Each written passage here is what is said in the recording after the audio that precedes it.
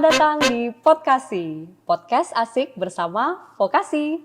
Ini sebenarnya bukan merupakan episode yang pertama, karena sebelumnya kemarin sudah sempat nih ngobrol-ngobrol sama beberapa mahasiswa Sekolah Vokasi UGM. Tetapi kali ini podcastnya sangat istimewa. Kenapa? Karena di sini kita akan ngobrol langsung dengan Dekan Sekolah Vokasi UGM. Selamat pagi, Pak. Selamat pagi, Mbak Nabila. Wah, senang sekali nih saya diundang Pak. ini ya. Makasih banget sudah meluangkan waktunya. Sama-sama. Sehat sama-sama. ya, Pak? Alhamdulillah. Alhamdulillah. Selalu semangat kita Selalu ini sama-sama. semangat, ya. Iya. Pak, saya ini makin kesini tuh makin dengar bahwa Sekolah Vokasi UGM itu makin menjadi pilihan pertama bagi para mahasiswa. Siap, Termasuk betul. kemarin di PMB ya Pak, ternyata banyak yang menjadikan Sekolah Vokasi UGM menjadi pilihan pertama. Siap, ya, luar benar, biasa ya. sekali Luar biasa. pencapaiannya. Kalau bagi Pak Agus Mariono sendiri Pak, apa arti Sekolah Vokasi UGM ini? Iya, bagi saya sendiri, Ya. saya itu adalah orang yang mungkin dilahirkan sebagai orang yang vocational ya. Saya tidak melupakan, saya suka hal-hal teori yang kuat gitu. Ya. Tapi saya tidak pernah puas kalau tidak membuat sesuatu, menurunkan dari teori-teori itu menjadi kenyataan. Mengimplementasikan. Betul. Ya, itu ruhnya vokasi Itu banget ruhnya ya. vokasi. Jadi vokasi tidak boleh juga sembarangan teorinya, harus kuat juga. Filosofinya harus kuat, teorinya kuat. Setelah itu ya implementasinya adalah super kuat gitu. Ya, dan sebenarnya kita juga sudah tahu banyak nih bahwa Pak Agus Mariono ini ada beberapa karya juga yang Ya, sangat-sangat alhamdulillah, bisa ya. diimplementasikan. Kita akan punya segmen khusus Pak ngobrolin itu. Oke, ya, siap. Ya. Nah, Pak, sebagai pimpinan Pak, apalagi sekarang Sekolah Vokasi ini kan naik daun ya setelah di endorse juga oleh Bapak Presiden, kemudian kita juga tahu ada Ditjen Vokasi ya Pak ya. Wikan ya. Nah, tantangannya nih Pak, atau dinamika apa nih Pak yang terjadi nih, ya yang dialami oleh Pak Agus Mariono? Iya, kalau di Sekolah Vokasi UGM ini ya, jadi kita itu melihat potensi yang luar biasa, potensi sumber daya manusia. Dosen kita 286 yang muda-muda itu, wow 80% loh. Saya lihat 200-an lebih dosen muda semuanya, super kreatif, yang juga milenial ya, yang hidup pada zaman sekarang ini gitu ya. Itu luar biasa. Kemudian network kita juga seluruh fakultas di UGM ini adalah network kita, dan mereka sangat sayang dengan Sekolah Vokasi, ya. Tidak merupakan saingan bagi mereka semuanya, tapi counterpart ya, teman untuk menghilirkan sesuatu, dan ini yang luar biasa. Network luar juga luar biasa. Maka dinamikanya adalah gerakan ini, gerakan untuk mempercepat kemajuan Sekolah Vokasi ini, baik sumber daya manusianya, networknya, juga produk-produknya, agar bisa mengejar ketertinggalan daripada fakultas lain. Karena kita fakultas termuda ya Pak, termasuknya. Benar, kita fakultas termuda, anak ragil yang sangat sayang kepada UGM, ingin berguna, ingin segera maju pesat mengejar kakak-kakaknya. Itu gerakan, dan sekarang kelihatan gerakan dari dosen-dosen sekolah gitu ya. Mahasiswa juga mulai bergetar ikut magang-magang. Ini mahasiswa juga terpengaruh ya, ada 300 yang magang program Diksi ini yang luar biasa, yang ikut mendaftar ya, nanti mudah-mudahan semua diterima. Mudah-mudahan. Ya, dan juga Tendik juga, laboran juga, lab-lab juga mulai menggeliat, laboratorium, kerjasama juga mulai diimplementasikan. Saya kira itulah dinamika yang bagus, menyambut dinamika yang digaungkan Pak Presiden, Pak Dirjen kita, Pak Wikan, dan juga dinamika yang dibangun oleh para dekan-dekan sebelumnya. Ini luar biasa, Mbak Nabila, saya pikir. Ya. Sekaligus menjadi tantangan juga ya Pak ya. Ini upayanya apa nih Pak? Ini kan harus penuh dengan ya sabar juga, penuh dengan strategi juga. Nih kalau dari Pak Agus Mariono nih, apa nih Pak yang strateginya ini ya untuk kita semuanya? Yang pertama adalah bahwa tiap dosen itu ya, itu adalah inspirator. Ya, bagi dirinya sendiri, bagi teman sekitarnya, dosen sekitarnya. Untuk apa? Untuk maju. Untuk bergerak maju. Bahwa pilihan kita menjadi dosen vokasi adalah pilihan yang benar. Karena kita ingin mengembangkan teori dan praktek yang hebat, menyelesaikan masalah hilir yang kuat, terapan, total. Ya. Sehingga setiap dosen mempengaruhi, menginspirasi, memotivasi dosen yang lainnya untuk maju, untuk produksi, untuk berkarya, untuk kolaborasi, inovatif, yang solutif tadi. Ya. Nah, kemudian strategi berikutnya adalah, ayo kita maju bersama. Ya, jadi gerakan bersama maju. Kita memenuhi semua bukan tuntutan tapi harapan masyarakat. Dan UGM itu secara nyata gitu. Itu kira-kira yang akan kita gerakkan. Oke. Jadi tadi ya disebutkan ada 286 atau hampir 300 ya Pak untuk dosen di Sekolah Vokasi UGM, 80%-nya adalah dosen muda dan sekarang sedang banyak yang S3 ya Pak ya. Iya benar ya. Nah tentu saja dengan peningkatan kualitas dari dosen itu, mahasiswanya juga pasti akan nanti ikut terinspirasi, termotivasi juga dan mendapatkan input yang jauh lebih baik juga ya Pak ya. Betul. Ya. Memang benar fakultas kita ya Sekolah Vokasi ini merupakan fakultas termuda ya Pak ya, tetapi memang kita punya ciri ya Pak ya yang berbeda. Kalau dari versinya Pak Agus Mariono nih apa sih jadi penciri khusus Sekolah Vokasi UGM ini Pak? Spesialnya itu ya. Ya orang-orangnya adalah orang yang satu baik hati gitu. Karena dia harus baik hati. Kenapa? Dia harus menolong menyelesaikan masalah. Setiap ada masalah yang datang di sekolah vokasi, dosen dan mahasiswa siap untuk menganalisis untuk solusinya. Nah, satu itu. Yang kedua, orang-orangnya itu mudah untuk bergaul. Dia bukan introvert, tapi dia datang ke permasalahan, menyelesaikan masalah secara bersama-sama dengan masyarakat bersama-sama. Kemudian dosen-dosennya teorinya kuat, maka S3 sebagai basis, karena biar teorinya kuat, ngangker teorinya itu, tapi solusi prakteknya itu hebat banget gitu. Semua masalah yang datang kita selesaikan, tapi dengan rendah hati, tidak sombong, karena kalau sombong langsung hilang itu. Ya. Kemudian ciri berikutnya adalah produktif. Ya, patennya juga banyak, hakinya ada, bukunya ada, karyanya monumental maupun karya biasa ada. Jadi itu menyenangkan banget itu. Jadi saya melihat itu ciri-ciri utama kita. Yaitu inovatif, kita adalah inovator, kemudian produktif, kita selalu, inilah produk saya, ayo kita gunakan bersama. Kemudian kolaboratif. Baik dengan masyarakat maupun dengan program-program akademik harus nyatu, harus menjadi couple yang baik gitu dan solutif tadi menyelesaikan masalah.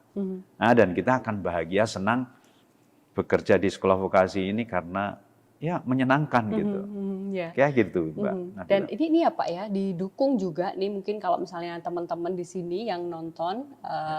Terutama mungkin mahasiswa baru yang masih pikir-pikir, saya rasa nggak perlu ragu lagi karena kita punya 2 gedung baru ya Pak ya, mungkin bisa diceritakan ya, ada 2 gedung baru yang tadi betul-betul mendukung untuk hilirisasi produk dan juga riset ya Pak ya, yang akan bermanfaat untuk masyarakat. Boleh nggak Pak diceritakan mungkin yang sedang running nih gitu, sedang kerjasama, apa yang sedang dikerjakan gitu dari 2 gedung ini, TILJ dan juga FRC Pak.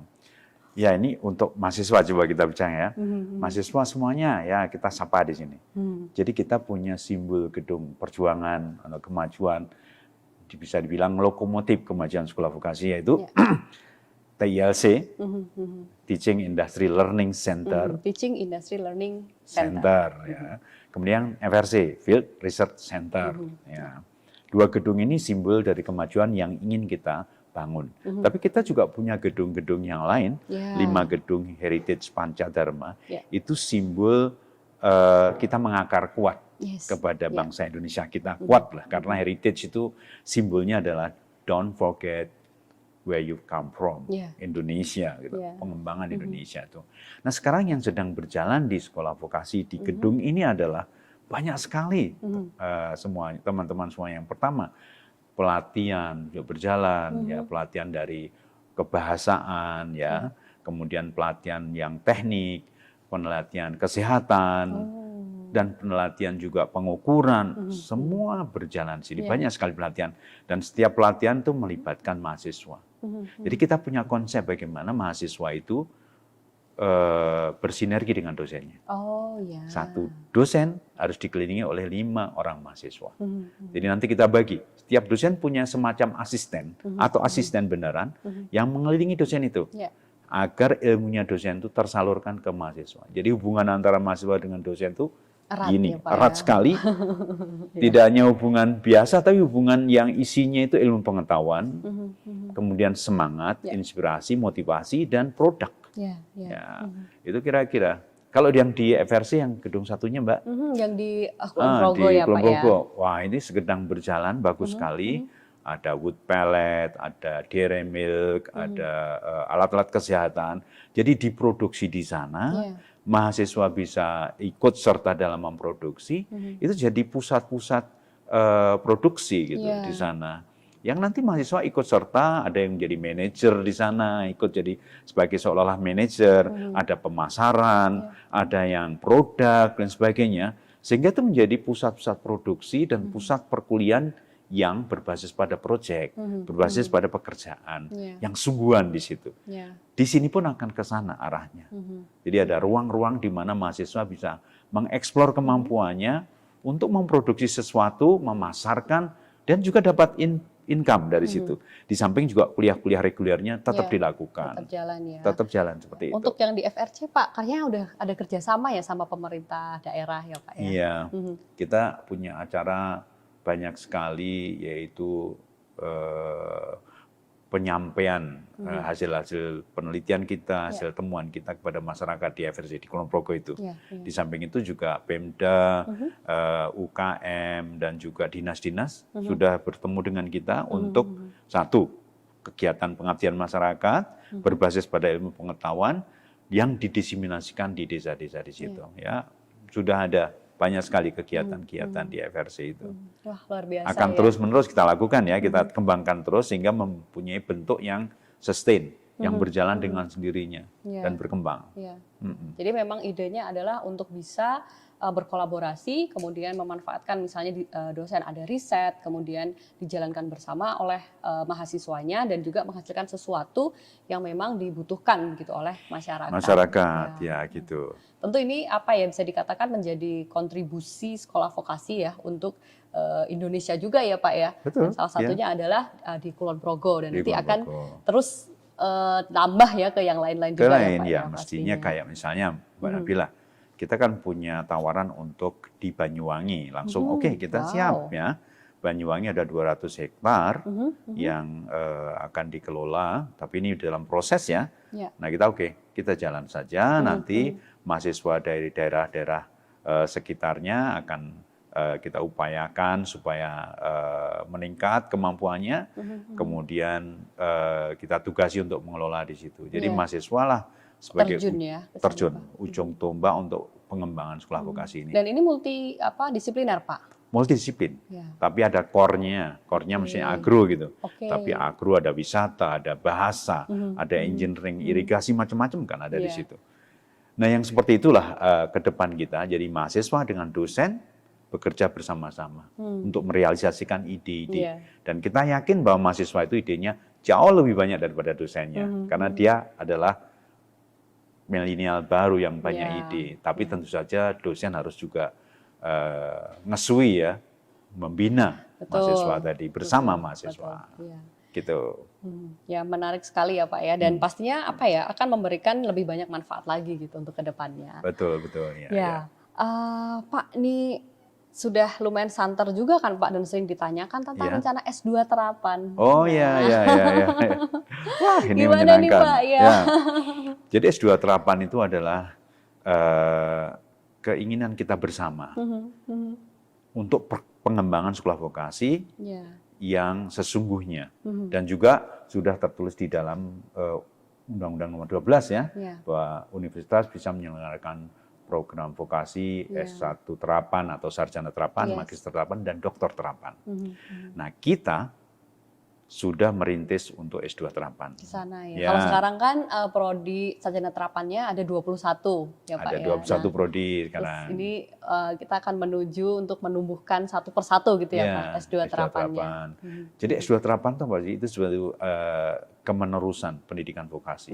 Dari tingkat SMK, SMA, kemudian sarjana terapan, kemudian magister terapan, doktor terapan. Lah UGM paling siap karena doktornya udah banyak sekali ya untuk membuat S2 terapan. Setelah itu S3 terapan. Jadi para mahasiswa semuanya sudah ada alur naiknya. Kalau mau sekolah lanjut ada alur naiknya ya ke sana. Dan nanti ada program-program kayak fast track gitu ya. Dari sarjana terapan langsung ke S2 terapan. Tanpa jeda itu ada program-program itu. Sehingga bagi mahasiswa yang memang pengen terus gitu. Itu sangat memungkinkan sekali dan mudah-mudahan 2022 ini atau 2003 awal S2 terapan salah satu salah duanya bisa sudah terbangun di sekolah vokasi. Yakin saya insya Allah ya. Karena saat ini sedang digodok ya dan mungkin teman-teman juga perlu tahu bahwa prosesnya itu kan luar biasa ya Pak ya. Harus ada banyak audiensi, harus ada banyak diskusi juga dengan mitra dan juga dengan stakeholders lain dan ya tentu saja di internal UGM sendiri juga pastinya harus memastikan nih bahwa S2 terapan ini memang sesuai dengan kebutuhan dan juga memang bisa betul-betul menghasilkan mahasiswa yang berkualitas gitu yang bisa membangun Indonesia. Gitulah. Oke, sekarang nih saya mau nanya kaitannya sama mitra Pak. Ini saya dengar sudah 500 lebih kayaknya nih kerjasamanya Pak, luar biasa. Banyak sekali ya. Iya, yang apa mungkin bisa diceritakan yang paling saat ini mungkin yang sedang dikerjakan atau mungkin yang unik atau yang yang bisa diceritakan Pak, apa nih misalnya? Jadi mitra kita itu sudah banyak sekali. Yang punya MOU dan PKS ya kira-kira 250-an gitu ya. Yang itu akan kita gerakkan terus sehingga semuanya bisa ada action. Yang digunakan untuk magang mahasiswa itu ya kira-kira 500-an mitra di seluruh Indonesia itu ya baik Pemda, baik juga perbankan, baik juga industri-industri. Jadi mahasiswa tidak perlu khawatir tidak punya tempat magang. Tidak ada beritanya mahasiswa vokasi tidak ada tempat magang, selalu dapat tempat magang. Nah itu yang penting. Nah yang sekarang yang sedang bergerak itu adalah misalnya kerjasama dengan PT Paramat Data Unit itu kerjasama itu bagus sekali karena akan disusul dengan magang mahasiswa dan sebentar lagi dosen juga magang. Jadi kalau mahasiswa magang dosennya juga harus ikut ke sana ya. Agar dosennya juga memahami sehingga bisa diskusi dengan mahasiswa, diskusi dengan mitra. Jadi antara dosen, mahasiswa, mitra itu nyatu. Nah, komunikasinya sehingga apa yang terjadi di lapangan itu dipahami oleh dosen, dipahami oleh mahasiswa. Dan kita juga punya kerjasama dengan Mandiri, dengan kelas kemitraan ya. Jadi mahasiswa, staf dari Mandiri dikirim ke kita, nanti akan kembali ke Mandiri. Dengan adanya Merdeka Belajar akan baik sekali kemitraan itu. Sehingga bisa 5 semester atau 6 semester di sini, berikutnya di mitra dia. Benar-benar bekerja di situ dan nanti akan terserap di situ. Nah ini yang menjadi penting. Kenapa kita fokus pada kemitraan? Karena kita ingin bahwa mahasiswa kita itu setelah lulus langsung keserap di pasaran. Nah sekarang sudah 30% sebelum lulus sudah terserap. 30% itu besar loh ya. Kalau kita 1.500, 1.200-an 50, berarti 30%-nya sudah sekitar 400-500 sudah kerja. 6 bulan sudah terserap 82%, sisanya 1 tahun. Kita ingin 6 bulan itu 100% sudah selesai. Dengan cara meningkatkan intensitas magang kita tidak hanya 1 semester, tapi 2 semesteran. Sehingga industri bisa melihat, ya tentu saja mahasiswa harus aktif harus fight juga. Dan saya kira mahasiswa kita sudah biasa fight karena tugas-tugasnya banyak, kuliahnya juga banyak, komunikasi dengan prakteknya banyak, dia biasa fight sehingga diharapkan di perusahaan itu dia akan gitu. Nah, itulah pentingnya link and match antara kampus dengan industri tadi. Dan itu juga kita sekarang sudah memulai juga banyak dosen-dosen praktisi yang kita undang ya ke sini untuk tim teaching bersama dosen kita ya, tidak hanya mengajar tapi agar supaya dosen itu bisa hubungan satu dengan yang lain dengan praktisi yang nantinya ada agreement untuk mengirim mahasiswa magang, ada agreement dengan mereka untuk magang dosen, ada agreement untuk kerjasama mengembangkan lab. Itulah yang kita harapkan terus berkembang ke depan. Juga memperkecil gap ya Pak. Kalau dulu kan sering dibilang, oh yang didapetin di kampus itu tuh jauh nih sama yang di industri gitu. Tapi dengan adanya kerjasama ini memperkecil gap sehingga apa yang kita ajarkan itu memang sesuai gitu dengan yang diminta atau diharapkan dari luar. Dan juga luar dapat banyak ide-ide dari kampus. Karena ide itu juga banyak dari kampus kan. Yang kita bawa keluar. Itu akan juga memperkaya pengembangan di praktik ya, di lapangan ya. Itu Mbak Nabila. Ya, kalau harapan Pak Dekan sendiri untuk mahasiswa nih yang sudah jadi mahasiswa dulu, apa nih Pak yang sudah jadi mahasiswa Sekolah Vokasi UGM? Ya, yang sudah di mahasiswa UGM, mahasiswa karena kita dosen-dosen sudah gerakan ya, artinya dosen sudah kemudian bergerak semuanya untuk maju. Nah ini mahasiswa juga nih harus ngikutin irama dosennya ini, harus bersemangat untuk segera menyelesaikan kuliah-kuliahnya, jangan sampai nilainya kecer, jangan sampai tergoda, itu tetap in touch. Meskipun sekarang masih pandemi ya, belum normal sama sekali, tapi tetap kerjakan apa yang dikerjakan. Kemudian jangan lupa nih, kalau magang, harus magang itu kan, bisa kita magang. Bersungguh-sungguhlah di situ. Ya, komunikasi dengan dosen dibuat lancar, jangan merasa malu-malu, sungkan ya, kalau ada pertanyaan sampaikan gitu. Dosen-dosen kita sudah mulai bergerak mengerti bahwa kebutuhan dosen tidak akan bisa maju tanpa mahasiswa, karena itu kita berikan vokasi yang kuat. Mahasiswa juga tidak akan pernah maju, tapi sulit maju juga tanpa bekerja sama dengan dosen. Nah, harapan saya mahasiswa yang sudah ada, ayo kita sama-sama menyelesaikan studi ini secepatnya, ya sesuai dengan waktunya dan segera bisa bekerja. Jangan lupa sekolah lagi, ya, dimanapun Anda berada, jangan lupa berhenti untuk bersekolah, kejar cita-cita kalian semuanya. Tentunya selama kuliah tuh juga harus tetap mengembangkan diri ya Pak ya, nggak cuma terus asal cepet gitu, tetapi juga harus banyak-banyak mengembangkan diri seperti ikut kompetisi, kemudian ikut proyek, membantu dosen juga ya Pak ya, dan proaktif juga. Itu soft skill-nya diasah ya. Soft skill itu kan luar biasa kalau kita punya. Soft skill itu mempengaruhi motivasi. Kalau tidak ada soft skill, motivasinya juga hilang. Ya, motivasinya tinggi. Jadi seperti ciri-ciri sekolah vokasi tadi, di depan tadi. Mahasiswa cirinya seperti itu. Mudah bergaul, mudah berbicara, mudah komunikasi, ikut lomba-lomba untuk meningkatkan kemampuan.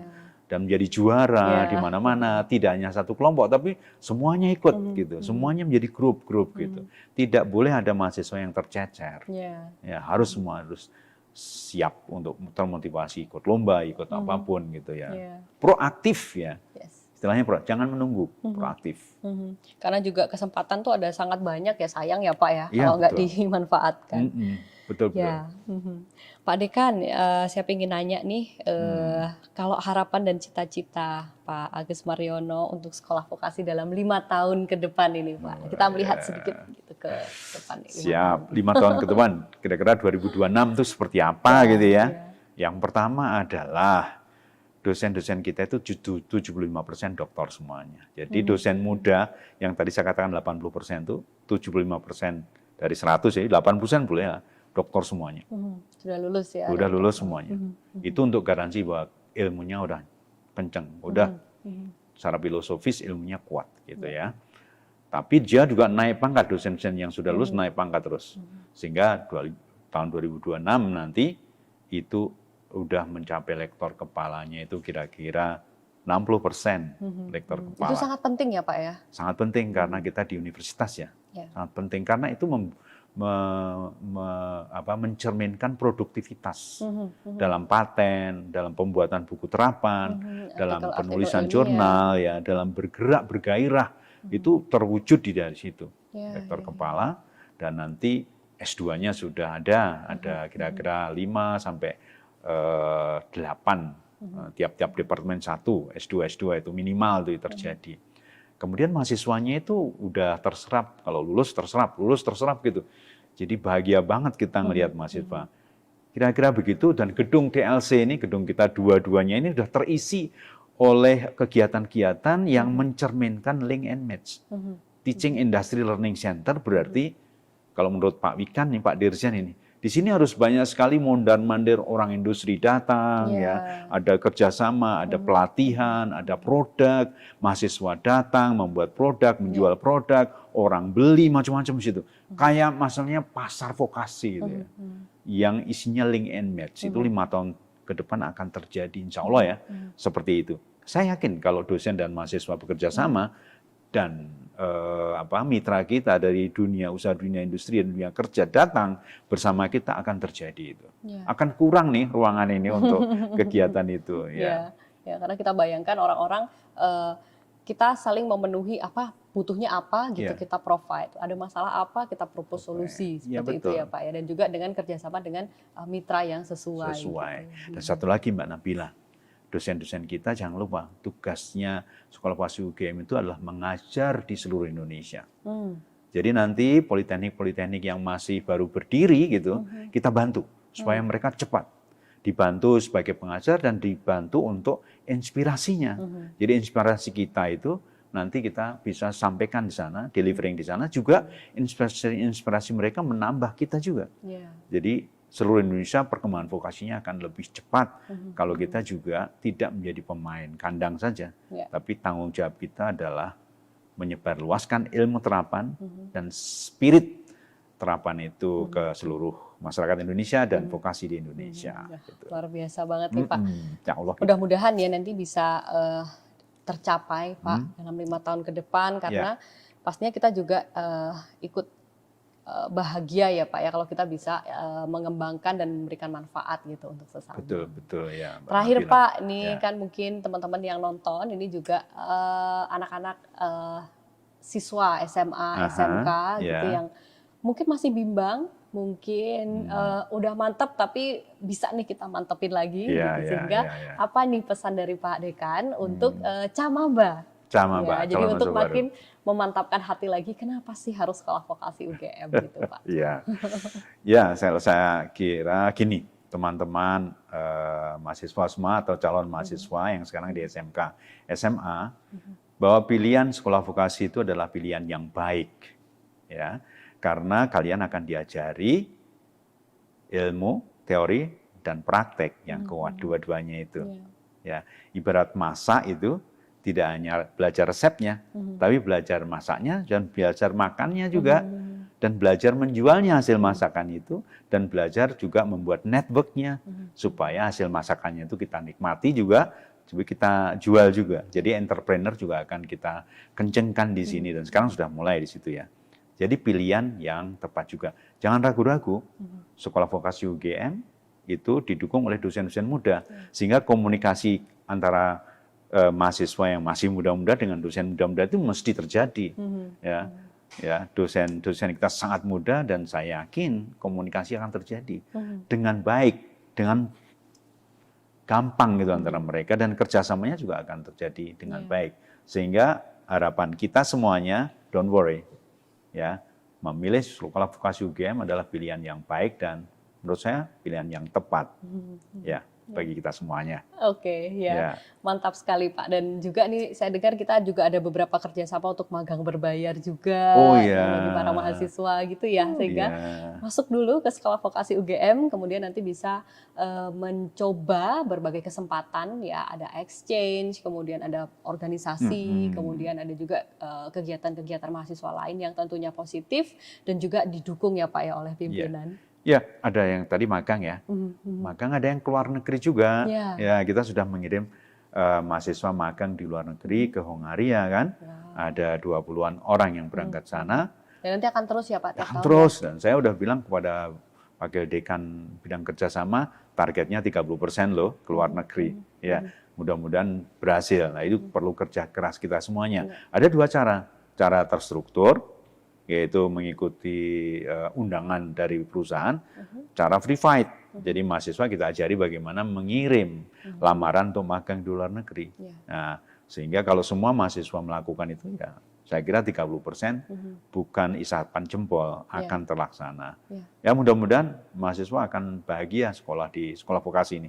Ya, ingat, kita dapat teori dan kita dapat praktek dan kita dapat network yang luar biasa di sekolah vokasi. Ya. Terima kasih banyak Sama-sama, Pak Agus. Ini merupakan diskusi yang menyenangkan ya Pak. Amin, ya. Mudah-mudahan juga menginspirasi untuk teman-teman yang menonton yang sudah di sekolah vokasi makin merasa bangga begitu karena kita di sini juga banyak mengupayakan untuk bisa maju bersama gitu ya Pak ya. Dan juga yang masih berpikir atau bentar lagi jadi mahasiswa ini akan menjadi satu pertimbangan gitu bahwa di sini kita memang banyak hal baru yang kita lakukan yang pastinya nanti akan mendukung untuk SDM di dalamnya itu untuk maju. Maju. Oke, Pak, akan kita tutup acara podcast kita pada episode kali ini. Ya, mudah-mudahan sehat selalu, Pak. Terima kasih, sehingga kita bisa bersama-sama. Kita juga senantiasa ya harus menjaga protokol kesehatan. Mudah-mudahan teman-teman semua juga selalu sehat, selalu ceria, dan mudah-mudahan kita ketemu lagi dalam kesempatan yang lebih baik. Oke, mulai Pak, dadah dulu. Dadah. Terima kasih semuanya. Ya.